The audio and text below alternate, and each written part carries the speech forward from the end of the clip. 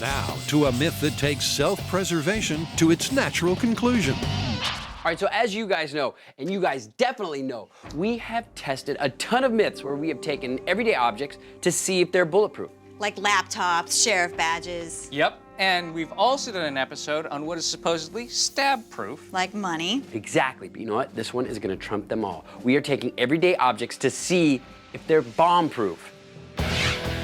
And those everyday objects, as suggested by you, the fans, are a table, a car, a wall, and a dumpster. All four inspired by Hollywood. It's the kind of stuff you see all the time in action movies. Moments before a bomb blast, the hero leaps to safety behind a parked car. The heroine is just close enough to reach that cinder block wall. Or the sidekick, who's still got a snappy line or two left in him, finds refuge in the refuse. But we want to know if any of these suburban shields could really save your bacon. Okay, for the explosive du jour, how about we use C4? That's used in a lot of Hollywood explosions. Sounds great. And first we should do a control blast to establish the injury zone. Then we're gonna start bringing objects one by one to see if they're bomb-proof. All right, well, the maximum amount of C4 we can use at the bomb range is 3 pounds. That is gonna be a huge blast. This is gonna be a cool experiment. You have no idea how right you are. For the whole team, this shapes up as a pretty sweet day at the office. What's bomb-proof? I can't believe we haven't thought of this one before. The first thing to work out is the perfect test distance between the bomb and the shields. Too close, and the whole experiment just blows to pieces. Too far away, and the shockwave might not be lethal in the first place. So this will take some finessing. Come on, Byron. Hurry up, we don't have all day. Now, we're gonna set up a number of radii from the epicenter of the blast. At each of these radii, we're gonna put 2 burst discs. One that goes at 13, which is the threshold of injury, and one that goes at 75, which is the threshold of instant death. We've used burst discs before on the show to find out if various shockwaves were survivable without actually resorting to a human sacrifice. Nice! That's what I call a result. All right, so what I have here is our burst discs. They're a thin sheet of aluminum in a concave shape. Now, the way they work is we'll stick them in our holders, and I'll point our holders at the explosion. If the shockwave is strong enough, it's gonna burst the disc, and it's gonna look something like that. So, in this control blast, they're testing the outer limits of 2 differently calibrated discs. One set for certain death, the other for injury. Up to some point, once the blast goes off, these are all gonna burst. At the point where they don't burst, inside of that radius is injury. Outside of it is the safe zone. And identical on the other side, inside of the death radius means instant death. To pinpoint the ideal distance, the burst discs are staggered in 2 sweeping arcs away from the bomb. And that bomb is an old favorite called C4. It's a plastic explosive, which means it's cyclotrimethylene trinitramine with a plastic binder. Now, the plastic binder has 2 very important jobs. First of all, it makes it stable so that heat and shock aren't going to set this off. We need some sort of detonation. And it also makes it malleable so that you can kind of control the explosion and the direction of it. 3 pound C4. All right, you guys ready to see how much damage this shockwave can do? Absolutely. Charging. And 3, 2, 1. That was a nice thud. That was a good one. Let's go check our discs. I like the high power explosives. They're Me fun.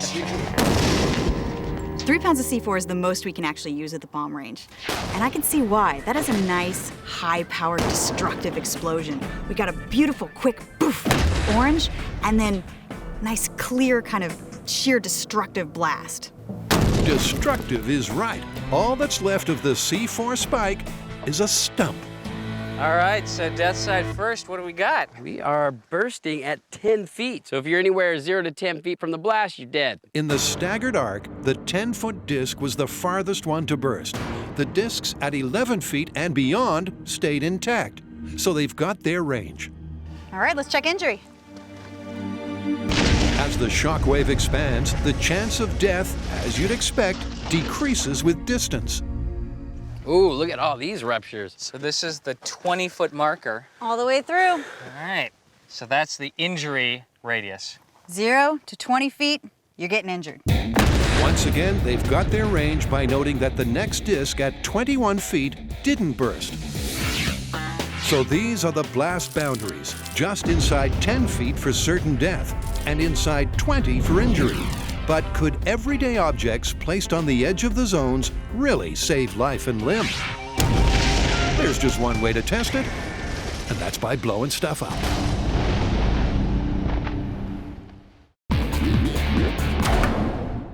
All right, so we've done our control test, and it turns out if you are 10 feet away from 3 pounds of C4 exploding, you're dead. If you're 20 feet away, you're gonna be pretty messed up. Now that we've established those distances, we're gonna see if hiding behind an object can protect you from the blast wave.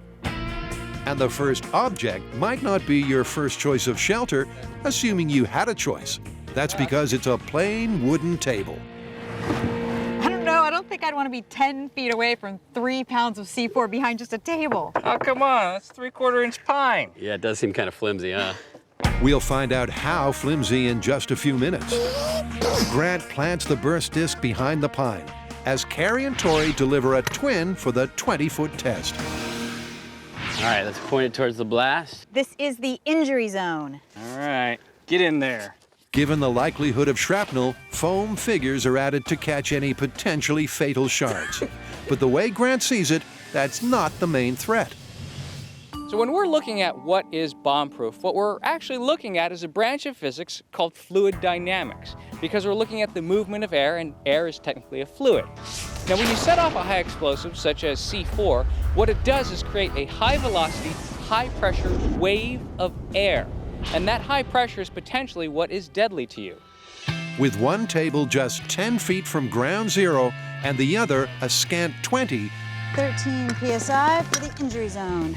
it's a test that seems certain to end in splinters. Unprotected, we know that a blast of C4 would ruin your health. Now, to see if a simple pine table can save you.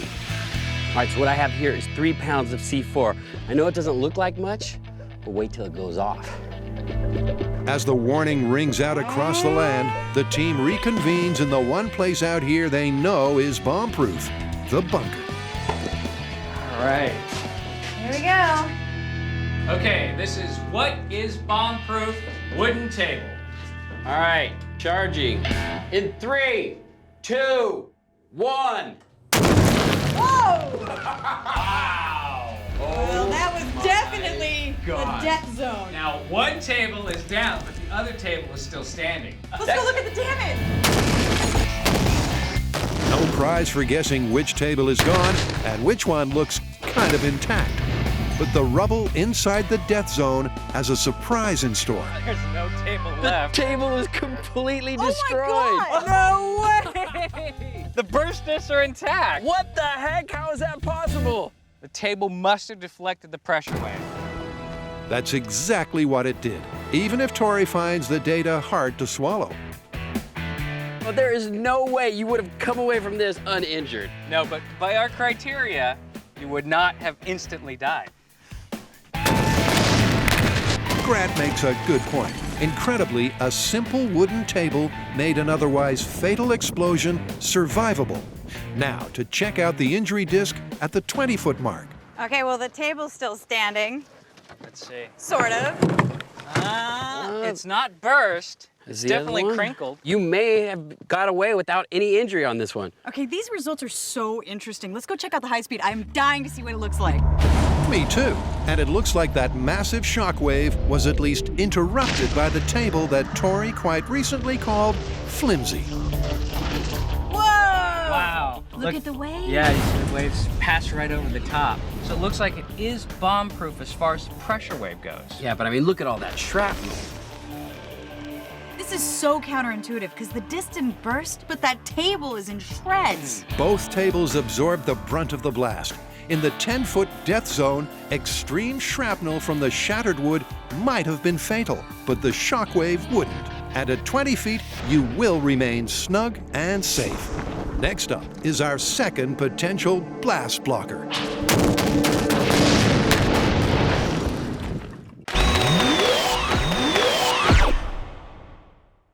So far, testing what is bomb-proof, it turns out that the table will save you from death and injury from the blast wave. However, at 10 feet, it will not save you from the shrapnel. But a wooden table is a world away from a mostly metal car. It's another classic Hollywood refuge suggested by fans. The silver sedan is set side on to the blast, out on the 20-foot ring. And stop. So this is our 13 PSI burst disc here at the edge of the injury zone, and it's right here behind the wheel where, you know, if you were hiding from an explosion, you'd crouch. Whether or not that's a smart move, we'll find out when the bomb goes off. The white car drew the short straw, so it's in the death zone. A little more. And the death disc now has an injury disc for company. What I've done now is added an injury disc in the death zone, because what I want to find out is, will the blast cause injury in the death zone now that the car is in place? Good question, and hopefully we're about to get a firm answer. All they need now is a volunteer to catch any shrapnel. Better you than me. Okay, so we've got 2 cars set up and 3 pounds of C4 between them. I think it's gonna be a pretty good shield. Kari agrees that the car should block the shockwave, Check out this man. but she's still convinced it'll all end in tears. If the burst disc rupture, it's not from the wave. It's because a car's gonna fall onto him. It's right next to that bomb. It tore a table in half. It's gonna smash that car straight into those. She might be right. If you're crushed by the shelter you're cringing behind, that does kind of defeat the purpose. Here we go. This is gonna do some serious damage to those cars. Yeah.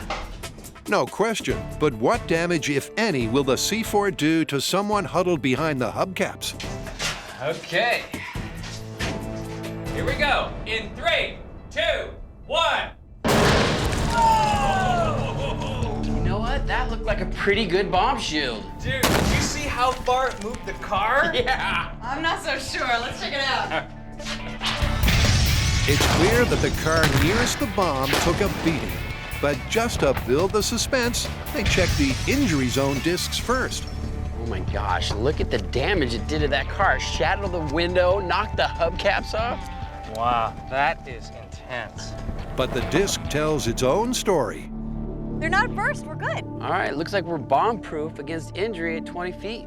Perfect, let's check for death. Awesome. So now for the big one. Behind the death zone car was a death disc and an injury disc. Wow! That is crazy. There's no way you survived it. Expectations are not high. Oh my God. You survived. You survived death? Yeah. You don't die. No. You live. You live. It takes a while to sink in. Even though the injury disc burst, the death disc did not. So, by our criteria, then, car is bomb-proof. Looks like there's some truth to these action films after all. The high speed shows the car buffeted 5 feet, which would knock you flat. Most of the glass shattered, and the burst injury disc shows you wouldn't jump up shouting, "You missed me." But given this methodology and this amount of C4, a car is a safe shelter. This was a really cool explosion. Honestly, I thought the car would get a lot more torn up, but it turns out it's a really good block. We did not burst the instant death disc. Now, this is a really interesting result. We found that a car prevents you from dying in the death zone and prevents you from getting injured in the injury zone, which means that it's bomb-proof.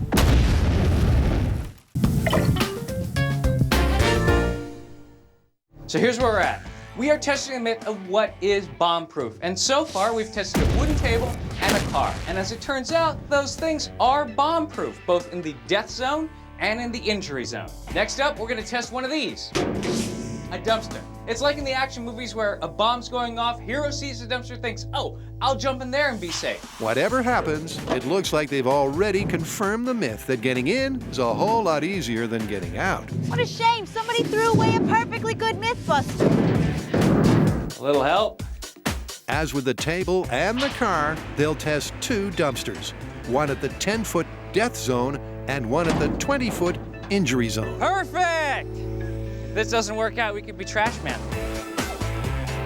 Okay, this is the 13 PSI. All right, this is the injury disc. Yep. Once again, they fit an injury and a death disc in the death zone dumpster. Now, you'd think those 4 steel walls would be the best shelter yet against having a bomb churn your insides to custard. But here's the thing. It's a mostly enclosed box, except for the lid. If that energy wave actually diffracts around the top edge, because it has these rigid walls inside, you could see some reflection and possibly get higher pressures inside of the box. And that same exact thought has already occurred to Kari. If the wave happens to bounce off the backside of the dumpster, if it amplifies, we might burst one of the discs. Uh-oh, bomb's going off. But Tori's got no time for this kind of trash talk. You know what? I have a feeling these are gonna act just like a bunker. I mean, you're surrounded by steel. The roof is open, but I think the shockwave is gonna go right over you. You might get some ear damage, but I think you're gonna be pretty good. And the catalyst for catastrophe is still 3 whole pounds of plastic explosive. Let's do this. In 3, 2, 1. Wow, that looked pretty good. Those dumpsters look in pretty good shape. Yeah, let's check it One out. on the right went boom. The 13 PSI disc in the injury dumpster remains intact, so you'd be unscathed at 20 feet. And the death zone dumpster doesn't look too much the worse for wear. You know, for being so close to that blast, this dumpster looks in pretty good shape. Hey, the 75 PSI disc is not ruptured. Yeah, but the injury disc is busted, so you're gonna survive, but you're injured. But some of the shockwave must have penetrated, or the injury disc wouldn't have burst. Still, the dumpsters did well. Injury-free at the injury zone, and alive but unwell at the death zone. So this is the dumpster that was 10 feet away from the C4 blast. And look at it, it's in pretty good shape. I mean, it's got some concaving happening, so it took a lot of the shock. But I mean, it acted like armor. And our death disc did not burst, which means if you were in here, you would have survived. You'd probably be bleeding from your ears, but it is bomb-proof. So far, the results have surprised everyone, not least because every shelter tested inside set parameters actually would save your life. Next and last is a cinder block wall. And if you think you know how this one goes down, all I can say is you're probably wrong. This, though it looks very sturdy, I mean, technically this is composed of several little pieces. So you could think of it as the most liquid of all of the obstacles we've tested, which means that it quite likely will absorb that energy, but not blow it all out. If Grant's prediction sounds a bit soft in the center, Kari's prepared to go in hard. So after everything we've seen, I'm pretty sure that this wall is going to block the wave and you're gonna survive behind it and you're gonna get no injuries behind it. I mean, it's a brick freaking wall. Point taken, and they've only built one brick freaking wall, as Tori explains. So we only have one wall to test this one, but we still have to have the death zone, which is 10 feet away, and the injury zone, which is 20 feet away. So since we only have one wall, we're gonna have to move our blast zone to 10 feet and 20 feet. Common sense says start wide and work your way in. So Tori sets the first charge at the 20-foot mark. Grant fits the 13 PSI injury disc, and Kari supplies the styrofoam stunt band. Now to see if a freestanding cinder block wall is as solid and as safe as it looks. In 3, 2, 1, fire! Wow! I never get tired of that! That was it. All right, that was a big blast. All right, let's see if it was bomb-proof. The wall's still intact. It is. And the disc? And the disc is crinkled, but still intact. So it's bomb-proof for injury. All right, let's see if it'll save your life. They're down to the last 3 pounds of explosive, and halving the distance from last time brings it all into perilous perspective. All right, 10 feet is right here. Oh my God, that's so close. Oh my gosh, we're gonna destroy this wall. All right, bang it in. The wall itself was examined and patched up, so it's just as strong as before. Very trusting right now. No longer. Grant installs the last 2 burst discs. All right, 75 and 13. And the bunker beckons. In 3, 2, 1, firing! Oh my God! Down went the wall. That wall is gone. I don't know if the disc is ruptured, but I think a brick would fall on your head. I think we have shrapnel. I don't think that's bomb-proof at all. Let's go check it out. It sure doesn't look it. Barely a single brick is still joined to another. But the bomb-proof proof all rests with those sensitive discs. We're testing the lethality of the shockwave, pure and simple. Hey! They both survived. So both discs are still intact. All right, so it looks like the wall protects you from the shockwave, both from injury and death. It's an amazing result. The blast was big enough to turn the wall to rubble, but the wall would still save you from death and even injury. Incredibly, all 4 shelters made an otherwise fatal blast survivable, which is a massively surprising result. And the foam figures showed that serious shrapnel was only a factor with the wooden table. I wonder what else is bomb-proof. What about duct tape? Ooh, that's a good one. Phone books? Ooh, I like that one. All right, well, as incredible as it seems, I think we're gonna have to call myth confirmed on all 4 shelters. I mean, they were technically bomb-proof in the parameters that we set up. Yeah, but we should make it clear that if the blast were any larger or the explosion any closer, that'd be a different situation. Yeah, we were specifically testing the blast wave, and if you dive behind something solid, it's definitely gonna dampen it. But shrapnel, now that's unpredictable.